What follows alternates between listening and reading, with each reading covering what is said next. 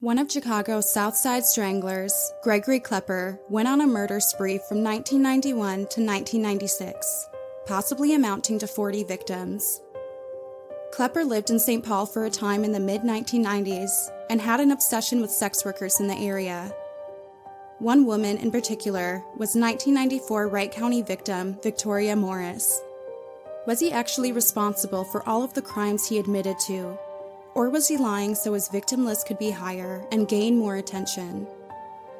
In this episode of Aren't You the Girl, I will cover Chicago slayer Gregory Clepper and the months he lived and prowled the streets in Minnesota.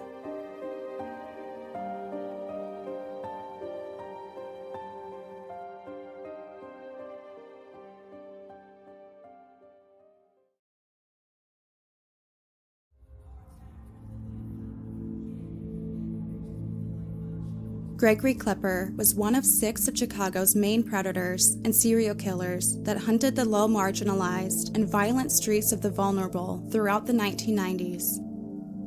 Clepper was apprehended on May 2, 1996, the third time in less than a year where a man in Chicago's Southside had been charged as a serial killer.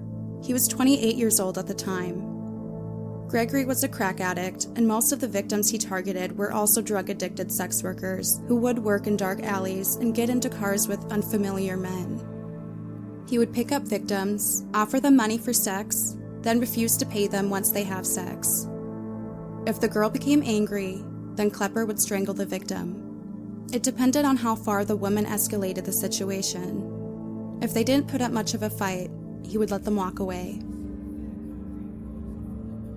According to investigators, Gregory Clepper was active in different areas of the South Side between 1991 and 1996. Clepper was also wanted on a number of rape charges in St. Paul, Minnesota, where he lived from December 1994 to July 1995. Minneapolis and St. Paul police originally investigated Clepper in reference to a sexual assault of a 14-year-old. After being picked up on that warrant came the development of the homicides of several sex workers. 25-year-old Victoria Morris, who was living in St. Paul at the time, worked the streets as a sex worker. She had just given birth to her daughter a month earlier in June. Victoria was struggling with drug addiction at the time and was trying to get her life back on track and start anew with her baby. Mid-July, a friend of Victoria's reported her missing to the police. October 8, 1994. Victoria's body was found severely decomposed in Wright County, Minnesota. Her body had been there for a while. At this time, he was being looked into 12 other slayings of sex workers in Chicago that were similar to Victoria's homicide. Gregory had confessed to these 12 murders. Investigators were working with the information that Gregory manually strangled 10 victims and used a ligature with 2 victims. Victoria was strangled with a ligature. With this information, Detective Robert Kammer and Detective Brooks Martin of Wright County decide to go to Chicago Cook County Jail and arrange an interview with Gregory Clepper.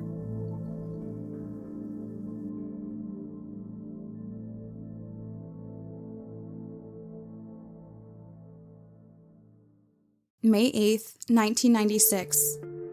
His interview was tape-recorded for about 2 minutes before Gregory asked for the recorder to be shut off. He seemed to be uncomfortable with the recording. The interview lasted about 25 minutes total. Clepper stated his attorneys said he shouldn't speak with investigators, but since they came all the way from Minnesota, that he would speak with them, as long as they don't ask about the current cases in Chicago he's being held for. He stayed at multiple addresses in the St. Paul area mainly, and moved job to job quickly. He had a girlfriend here who was 17 years old at the time and also lived with her for a little while. Gregory did not have a vehicle and would sometimes borrow his girlfriend's mother's car whenever he could, which was a 1987 blue Ford Tempo. Clepper was shown a photograph of Victoria Morris. Detective Martin noticed he was constantly handling the photo of Victoria and looked at it. Martin asked him if the photograph looked familiar to him. Clepper said that he recognized Victoria and that she was much more beautiful in person than the photograph, that the picture doesn't do her justice. He may have gone to school with Victoria in Chicago, that she was a very intelligent girl, He described her height and weight. Clepper said he may have seen her on University Avenue in St. Paul. Clepper was also shown a photograph of Martha Bacon. He also stated that he knew Martha, that he had also met her on University Ave. He said he had used the services of sex workers and that he had only had one white sex worker's services. He said he was familiar with Wright County, as he used to drive to Buffalo to pick up drugs, drug of choice being marijuana. Clepper also said he had been to Albertville, that he got lost on the freeway and ended up there. Detectives also learned that Clepper moved to St. Paul, Minnesota on December 16, 1994.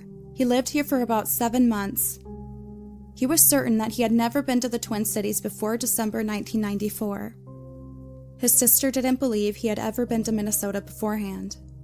His cousin had moved to St. Paul from Chicago about 2 weeks before he made the move. He met his 17-year-old girlfriend Brianna close to Christmas while working together for a short time.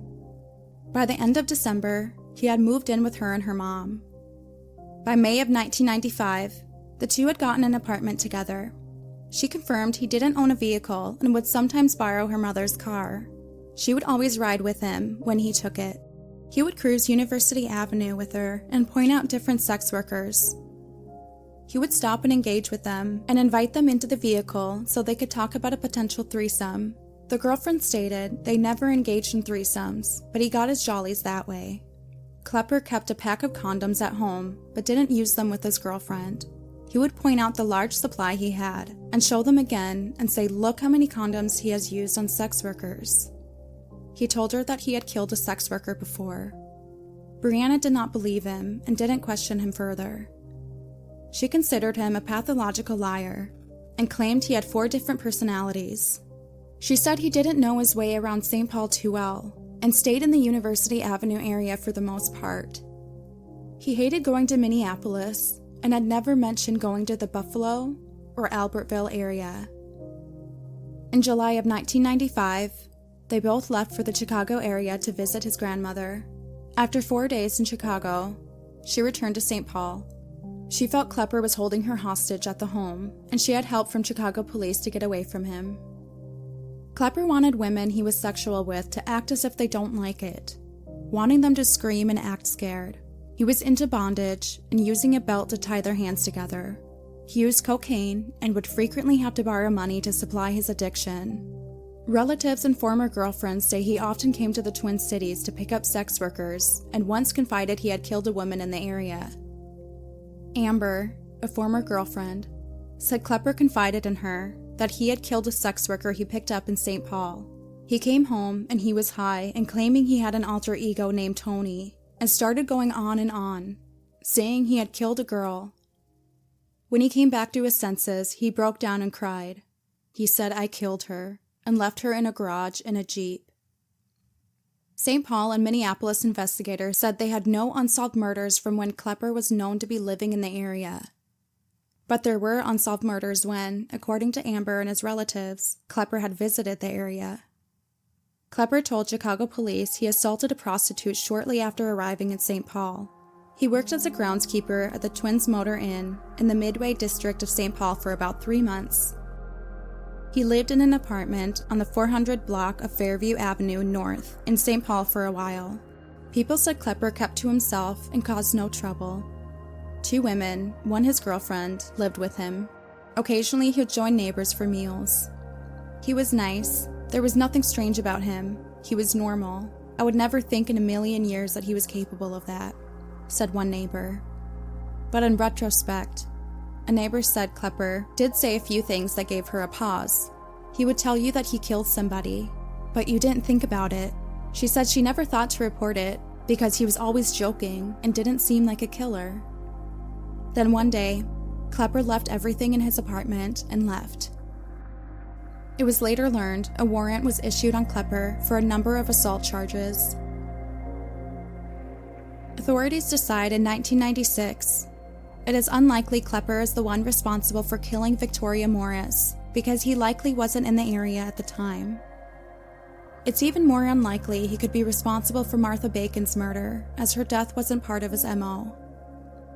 But did Wright County rule Gregory Clepper out of Victoria's murder too soon.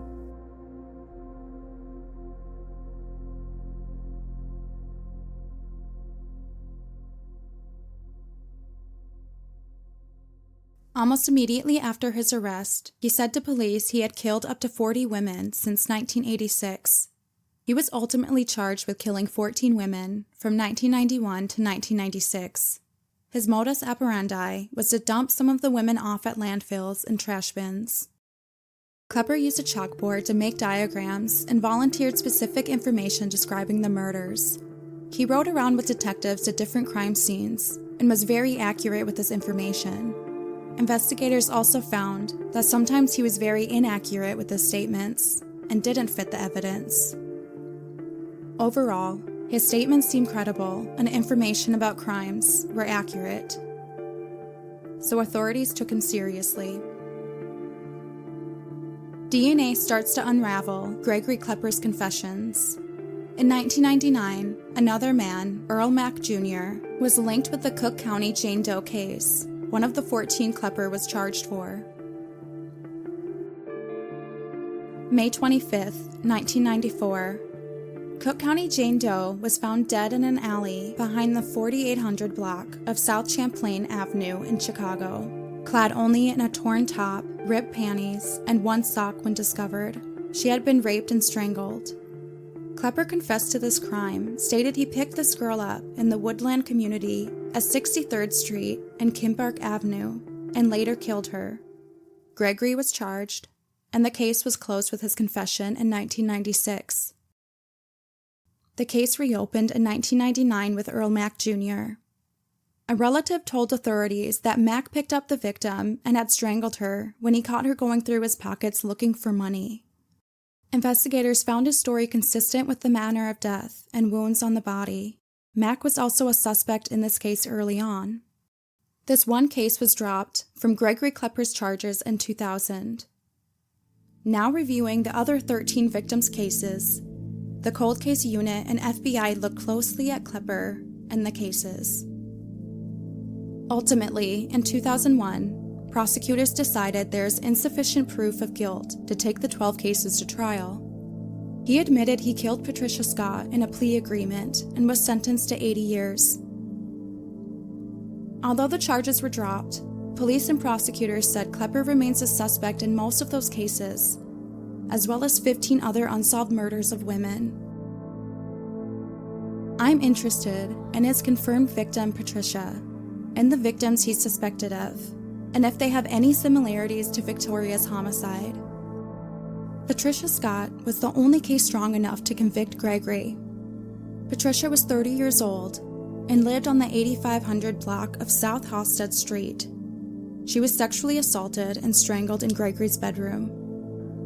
Gregory kept her body in his closet before getting help from his mother and friend to help him bring her body to the car and dispose of her body. At first, his mother didn't believe him when he told her what he had done. Then when he brought her to the body, she felt compelled to help her son. She readily admitted her participation. Authorities found Patricia's skirt and earring along with her blood in Klepper's bedroom. Gregory Clepper boasted to a friend about killing her. Police received a tip from this person Clepper had confessed to. That is what jump-started the investigation. Most of the victims were close to Klepper's home. He lived in the 8300 block of South Halsted Street.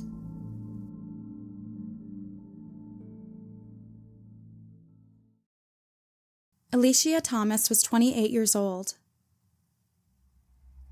Her boyfriend helped her piece together from scraps of wood a white picket fencing barrier to 2 vegetable gardens they had planted together in their Southside backyard. Neighbors insist Alicia was involved in a committed relationship and lived a life of listening to reggae music and babysitting for friends. But she had a drug problem. She was sexually assaulted and left in a city garbage cart. Klepper's friend witnessed this murder and also helped conceal her body. In the 9400 block of South Peoria Street, neighbors watched as the appearance of 24-year-old Jordana Ashley began to deteriorate. Money started disappearing from her grandmother's purse, and it became obvious to a neighbor that she was selling herself for money after seeing her climb into trucks near 63rd and Halstead Streets, a known stroll for sex workers. Jordana was sexually assaulted, strangled, and left in a city garbage cart and later found at a recycling center. Further south from where Jordana walked the streets, on Exchange Avenue near 79th Street, China, a 23-year-old woman carries mace and sometimes a knife for protection.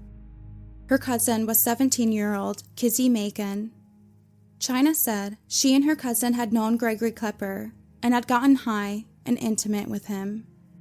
Kizzy was strangled and left in a garbage cart. Clepper was charged with killing her. China said, Kizzy thought this was a game. I kept telling her to slow down. It ain't no game, but Kizzy would get high with anyone. Caroline Swayzer, allegedly beaten and strangled by Clepper, she turned to sex work to feed her crack addiction. The last time friends saw her, she was in her Southside cottage-style home to tell her boyfriend's mother she was going out for the night. I was trying to keep her in the house, but she was out the door, said her boyfriend's mother, Barbara. Her futile attempt was one of many to keep Caroline off the streets. Caroline would sneak out the bedroom window to sell sexual favors for money to use to buy more drugs. Janice Hilt also fell in this path. She was a sex worker and crack addict. Veronica Sims was walking along the 6700 block of South Stewart Avenue in the early morning hours of March 3, 1992, when Clepper saw her and became attracted to her. The two walked and talked until they came upon an abandoned garage at South Stewart Avenue. Clepper dragged her into the garage and strangled her. She reminded him of someone he knew, said attorney Adrian Mebane. Tara Abington's best friend last saw Tara the night before Valentine's Day 1992. She gave Tara baby pearl earrings for her to wear on her night out. The next day, Tara was identified by those pearl earrings in the morgue. She was found beaten beyond recognition, strangled, and stuffed into a garbage can only 3 blocks from her friend Michelle's home. Tara's then 18-year-old son Johnny quickly took matters into his own hands and put up a $1,000 reward of his own money to find his mother's killer. He couldn't understand who could do this to his mother. She was a very kind-hearted woman and had many friends who deeply loved her. Her friends were most shocked to find that she was beaten so severely. She had numerous bruises and had a huge open wound at the back of her head. She had been struck with a blunt instrument. Her son at first felt that her killer had to die for what he had done, but quickly realized that would put him on the same level as the killer. Instead, he vowed to find her killer. He put up flyers in the neighborhood, along with photos and reward information. Johnny knew that people in the neighborhood wouldn't want to talk to the cops, so that's why he hoped people would come to him instead. Not every victim was a sex worker, and some had personal connections to Clepper. They were very thin and petite. Several weighed just over 100 pounds. Their size was no match compared to Klepper's 6 feet tall and 155 pounds.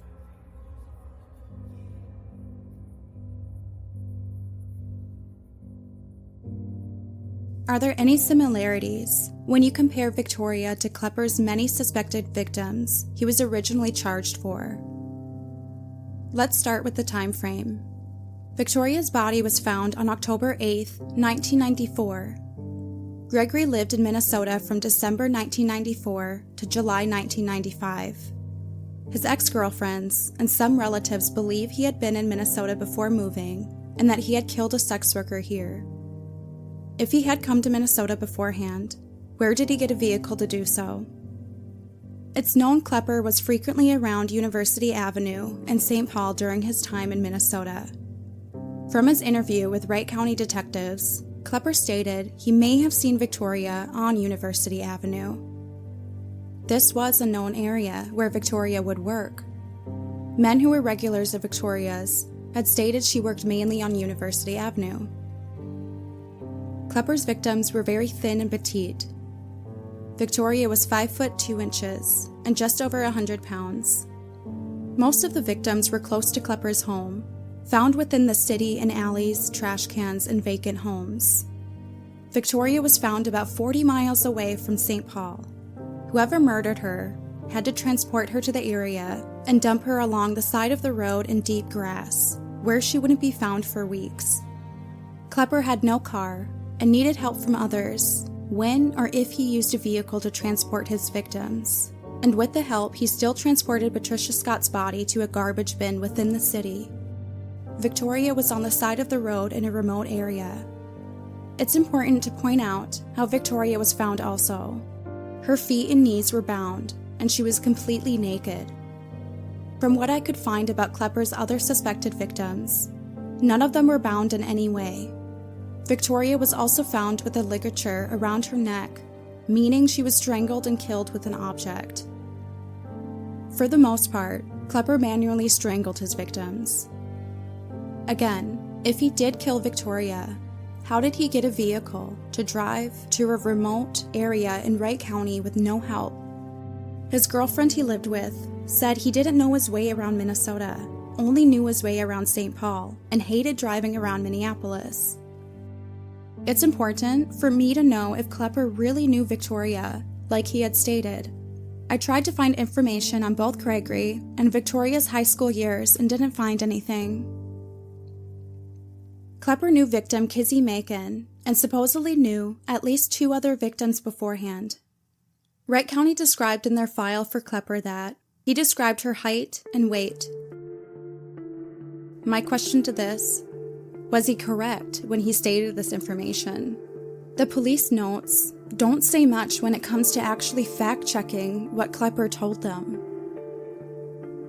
Victoria has had very little media attention, and her photo never released to the public until this year. How did Gregory Clepper have so much knowledge of Victoria in 1996? I can't completely rule Clepper out of Victoria's murder. While I see evidence that doesn't match or seem to connect with Klepper's MO, I need some questions answered first. I need to completely rule out Gregory Clepper to build a stronger case against her real killer. I'm not too convinced by the work that Wright County has conducted into both Clepper and Victoria's lives that he can be absolutely crossed off the suspects list. Did Clepper just have another obsession with a sex worker like Victoria? She would be his type of victim. I believe Gregory would have murdered Victoria if he came across her on the street. But did he really? The Chicago Strangler name was given to at least 6 men throughout the 1990s, but that hasn't done anything to slow down the rate of vulnerable women being targeted in that area since these men were arrested. Was Gregory Clepper one of the most prolific serial killers we have had?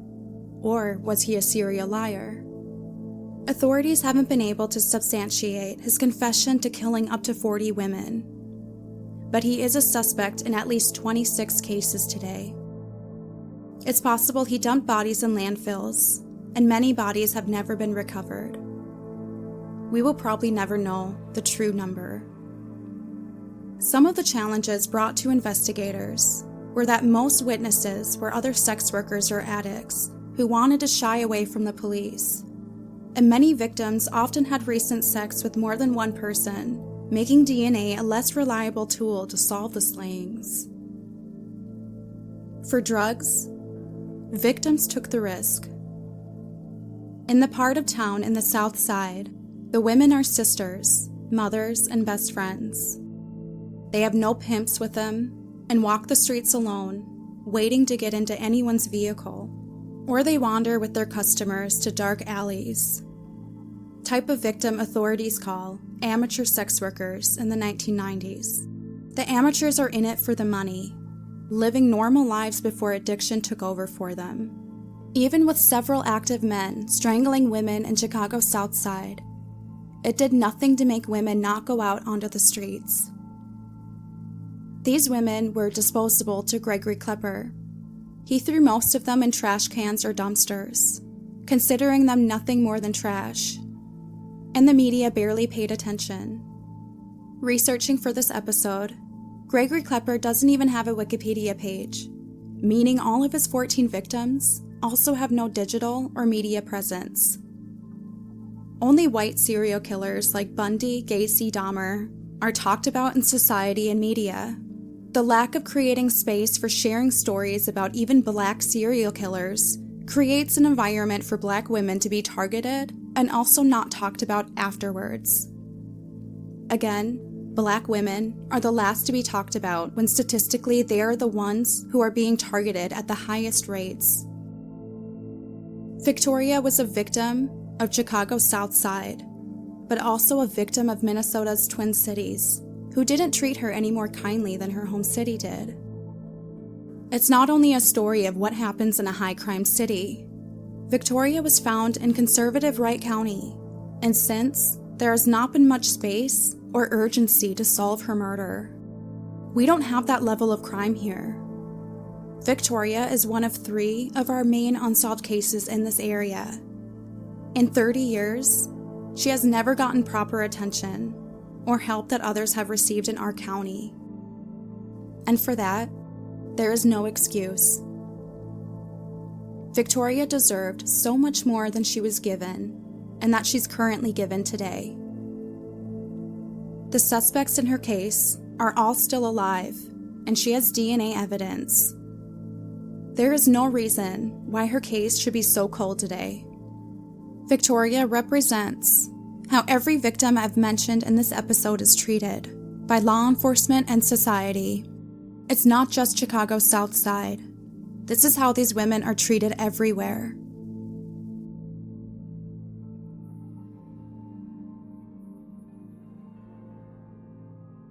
On Aren't You the Girl website, you can find photos of Victoria along with the official list of Gregory Clepper's suspected victims, which isn't available anywhere online. These women deserve to have their names at least mentioned somewhere online today. Technically, these cases are all still unsolved.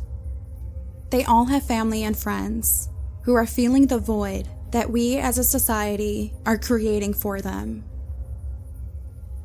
Rest in peace to Victoria Morris, along with Patricia Scott, Alicia Thomas, Kizzy Macon, Jordana Ashley, Caroline Swayzer, Janice Hilt, Veronica Sims, Annette Jefferson, Diana Kelly, Aline Riggs, Tara Abington, Latrice Wood.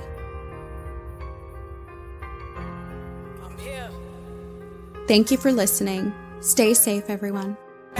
Since my childhood, I've been a fighter. I wear my war wounds as a symbol in spite of the hardships and going through the struggle. I took the hard way, so hard up is my hustle. What you say?